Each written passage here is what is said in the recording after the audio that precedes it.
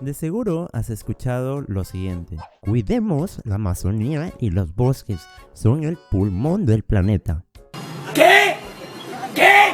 Si bien es cierto, son entes imprescindibles para la vida en la Tierra, están muy lejos de ser los principales productores de oxígeno de nuestro planeta.